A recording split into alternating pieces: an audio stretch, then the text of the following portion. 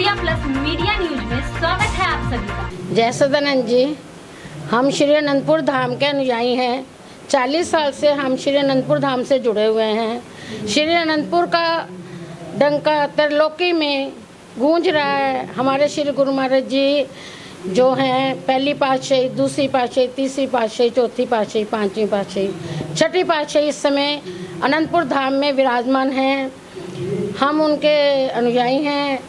यहाँ पे आज TDI के अंदर बहुत अच्छा प्रोग्राम था। नया आश्रम हमारा बना है जिसके अंदर आज कलश यात्रा थी। कलश यात्रा में बहुत सी संगत थी जिन्होंने बहुत आनंद लिया। बहुत झूम झूम के श्री गुरु महाराज की महिमा हुई। फिर उसके बाद परमहंसों की श्री मूर्तियों को श्री गुरु महाराज जी के परम सिंहासन पर विराजमान किया गया। अटूट श्रद्धा, प्रेम, विश्वास लोगों में है। बहुत प्यार करते हैं गुरु महाराज जी हमारे साथ। हम भी श्री गुरु महाराज जी की श्रद्धा से प्रेमा भक्ति करते हैं। और ये संत दरबार है। इसके अंदर अब 15 अगस्त को हमारी छठी पातशाही श्री गुरु महाराज जी का अवतार दिवस है जो बहुत धूमधाम से मनाया जाएगा। पूरे संसार में मनाया जाएगा, ना कि खाली TDI कुटिया पे मनाया जाएगा। रोहनी में 150 से 200 आश्रम है, हर जगह पे मनाया जाएगा। 1 महीना ये आश्रम का छठी पातशाही गुरु महाराज जी का अवतार दिवस मनाया जाएगा। इसके अंदर क्या है, 15 अगस्त को जब यहाँ पे प्रोग्राम होगा उसके बाद संडे को हमेशा सत्संग हुआ करेगा और थर्सडे को भी सत्संग हुआ करेगा।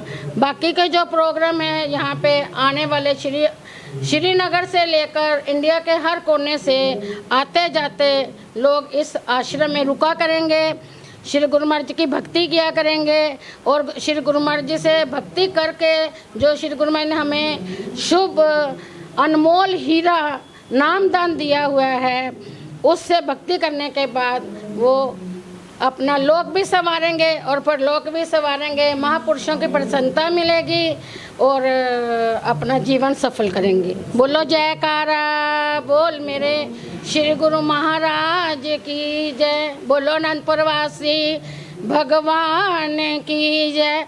बोलो श्री परमहंस अवतार की जय। सर, आज के प्रोग्राम के बारे में बता दीजिए, किस तरीके से आयोजन रहा और आगे का जो प्रोग्राम है वो किस तरीके से रहेगा? पहले तो आप सबको प्रेम भरी जय सच्चिदानंद। हम श्री आनंदपुर दरबार के अनुयायी हैं, भगत हैं, जिसका डंका पूरे संसार में बज रहा है। हमारे परम पिता परमेश्वर परम धाम के प्रभु इस धरा धाम पर जीवों का उद्धार करने के लिए श्री आनंदपुर दरबार से पूरे संसार के जीवों का कल्याण कर रहे हैं और इस धराधाम पर सभी जीवों को अपने आशीर्वाद से निहाल कर रहे हैं। हम TDI आश्रम उपहार भवन, जो कि प्रभु ने हमें उपहार के रूप में ये सौगात दी है हमारे स्वामी जी महाराज को, जो कि दरबार के एक बहुत ही बड़े संत हुए हैं, उनके ये अंतिम वचन थे कि वो इस TDI आश्रम पर हमेशा से विराजमान रहेंगे। और ये हमें प्रत्यक्ष रूप से आज भी दिखाई दे रहा है, क्योंकि संगतें आज का जो सुंदर समारोह था जिसमें हमने भव्य कलश यात्रा संतों के साथ, इस नज़ारे के अंदर स्वर्ग का नज़ारा भी फीका पड़ जाता है। ऐसा लग रहा था कि पूरा आसमान, आकाश झूम रहा है और सभी देवी देवता अंबर से फूलों की वर्षा कर रहे हैं, क्योंकि अगर संत न होते जगत में तो जल मरता संसार।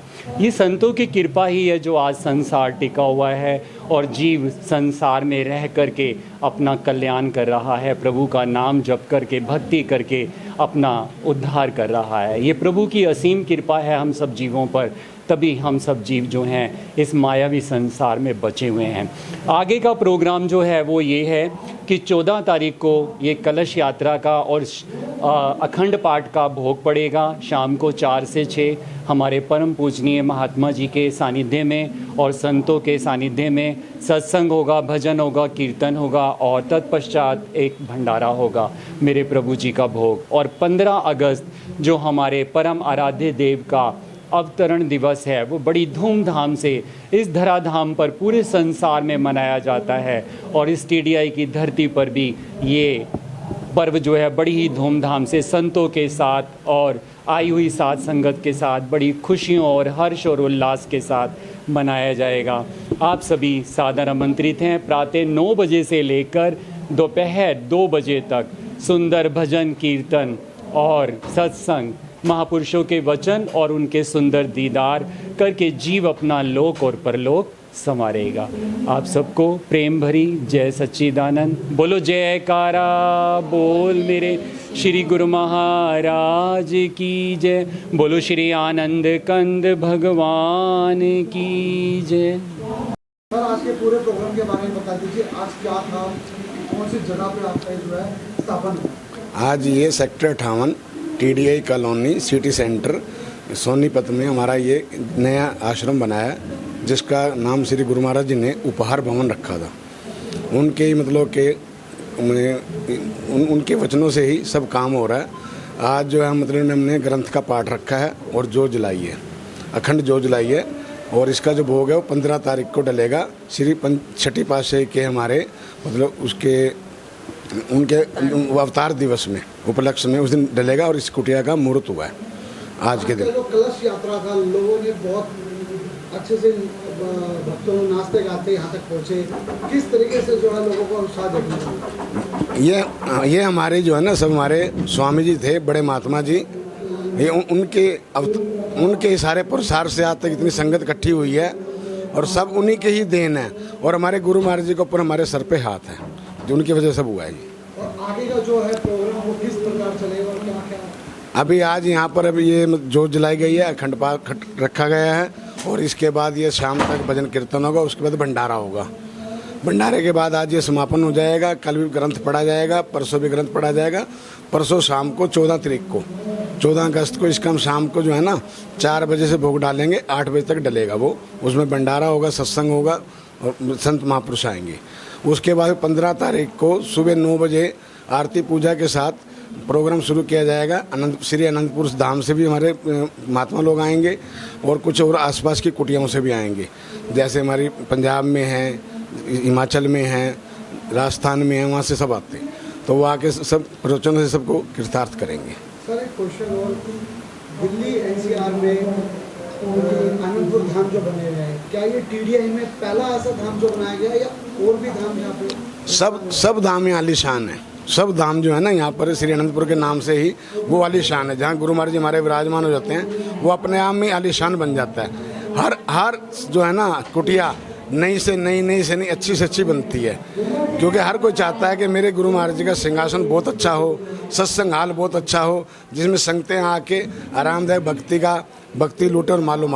सर, अंत में लोगों को हमारे चैनल के माध्यम से क्या मैसेज देना चाहिए? हम आपके चैनल के माध्यम से ये देना चाहेंगे कि भक्ति में ही सब कुछ है। भक्ति करनी चाहिए, जिसको भी आप मानते हो, चाहे गुरु मानते हो या भगवान को मानते हो, जैसे ही मानते हो, चाहे निराकार को मानते हो चाहे साकार को मानते हो, सबका फर्ज यही है कि वो कुछ समय अपनी भक्ति में उसमें जरूर निकाले।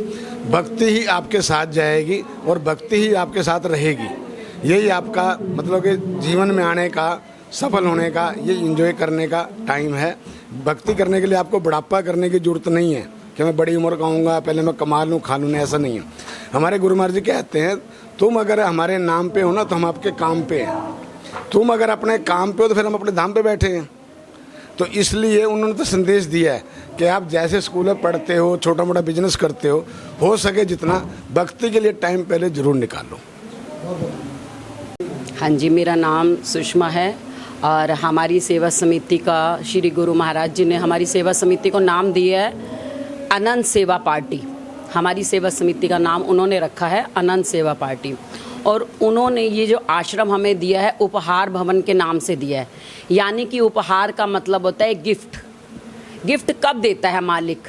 जब मालिक किसी पर प्रसन्न होता है। आप भी तो किसी पर प्रसन्न होते हो, अपने बच्चे पर प्रसन्न होते हो तो क्या देते हो? गिफ्ट देते हो ना। तो इसीलिए इस आश्रम का नाम उपहार भवन रखा गया है। वो मालिक ने हमें उपहार दिया है और उस उपहार की हमें साथ संभाल करनी है। यानी ये भक्ति और सेवा का लासानी दरबार है। यहाँ पर महापुरुष फरमाते हैं कि कलयुग केवल नाम आधारा। ये बात मैं नहीं फरमा रही, ये बात श्री गुरु नानक देव जी फरमा रहे हैं कि कलयुग केवल नाम आधारा, सब चीज नाम से ही चलनी है, नाम ही सबसे ऊपर है।